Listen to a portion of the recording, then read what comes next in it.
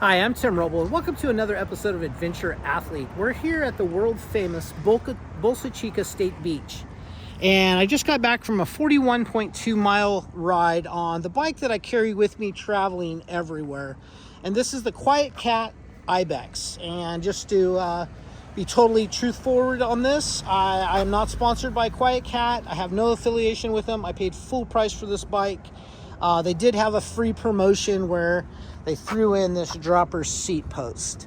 But let's talk about this bicycle and what I love about it and some of the things that may not be great for certain things. And so we'll talk about that.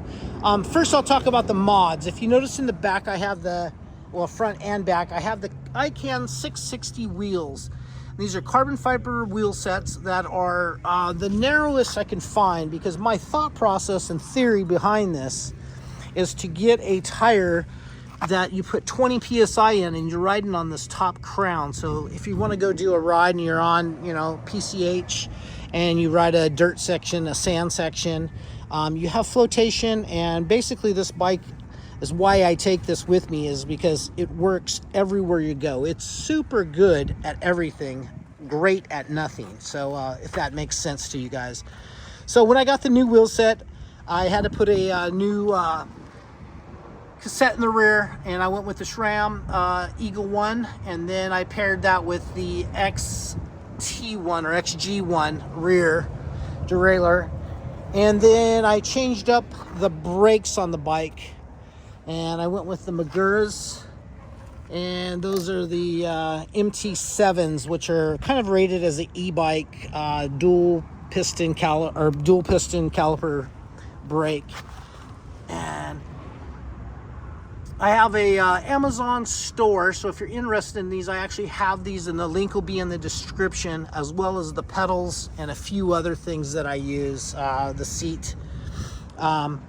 But I absolutely love this bicycle. Now, some of the things that makes this, and it's Quiet Cat designed that into this bike for climbing. So it's got a 1,000-watt motor and a super big battery in it. I just did the 41 miles and came back at 47% battery left on the bike. So you probably figure somewhere around 60 to 80 mile range, depending on what you're going to ride.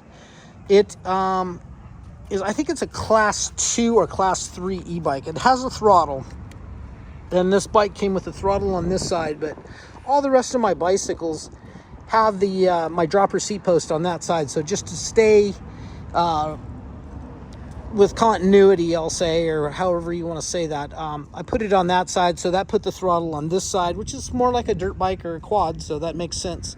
But I did have to shave the throttle down and the shifter down, and it's kind of like a nice close tolerance fit.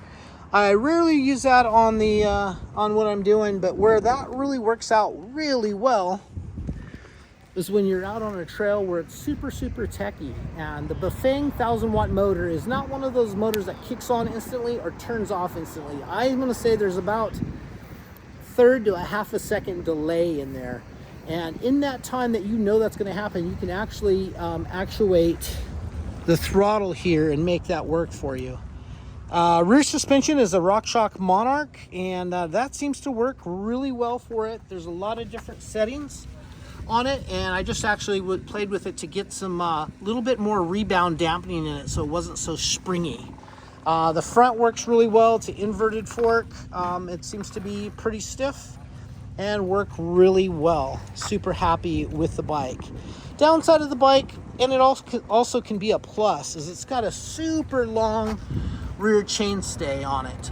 So like actually doing a manual or wheelie in the bike is absolutely really tough. You have to put a ton of effort into it and a lot of body language into it to get the front wheel up a curb, or it jumps really nice.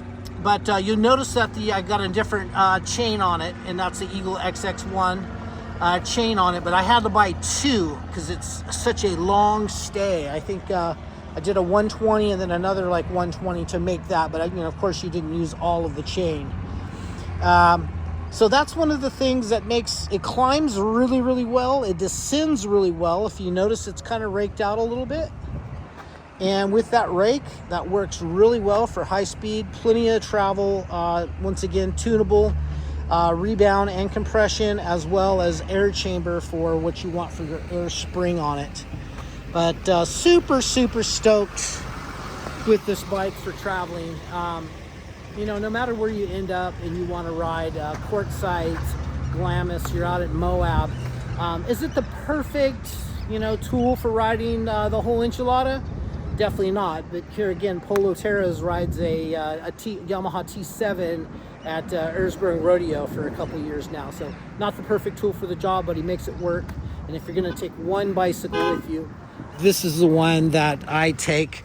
Rate this thing 2 thumbs up. That's why it goes in the truck. I built a special rack for it on the ramp, so I don't have to remove a tire. It just stays all together, and then it plugs in and charges off the truck. 50%, 47% battery. It'll be charged up here in about probably about an hour and 45 to maybe two hours, and probably not a little over 2 hours, which is just kind of normal for charging. But absolutely love it.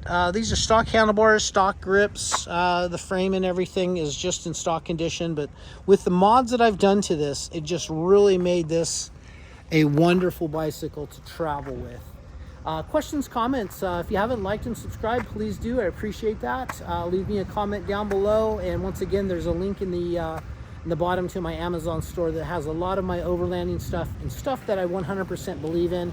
I tested everything personally, bought everything personally with my own money, and just giving you a good, real and raw, honest review on the stuff that I actually use while I'm out. So there's going to be a lot more of that to come.